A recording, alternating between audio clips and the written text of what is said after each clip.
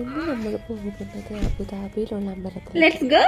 നമ്മൾ 2024 ഏപ്രിലിൽ ഈ അമ്പലത്തിൽ തൊഴുതിറങ്ങി കഴിഞ്ഞപ്പോഴാണ് നമുക്ക് ഹോസ്പിറ്റലിൽ നിന്നുള്ള ടെസ്റ്റ് റിസൾട്ട് കിട്ടുന്നത്.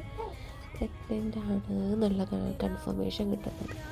അപ്പോൾ ഇന്ന് നമ്മൾ മോനെ കൊണ്ടുപോകുന്നത് അങ്ങോട്ടാണ്. ഈ അമ്പലം നമുക്ക് അതുകൊണ്ട് തന്നെ വളരെയധികം സ്പെഷ്യലാണ്.